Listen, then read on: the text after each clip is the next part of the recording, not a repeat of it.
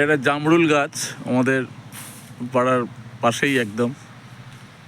তাই জামরুল গাছটা যাদের, সে ফলটা একজনকে বিক্রি করেছে, তারা ফলের ব্যবসা করে।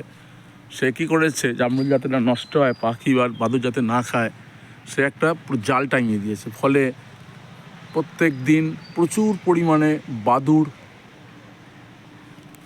পাখি এসব আটকে পড়ে জালে জড়িয়ে মারা যাচ্ছে প্রচুর পরিমাণে রোজ, এবং খুব বাজেভাবে না ছাড়াতে পারে মারা যাচ্ছে বাদুড়গুলো।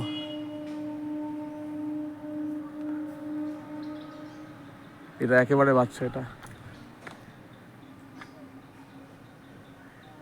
সবার কাছে অনুরোধ, এই নেটিংটা বন্ধ হোক। সামান্য কিছু লাভের জন্য পুরো গাছে নেট দিয়ে দিয়েছে এবং পাখি আর বাদুড় মারা যাচ্ছে, এটা বন্ধ হোক।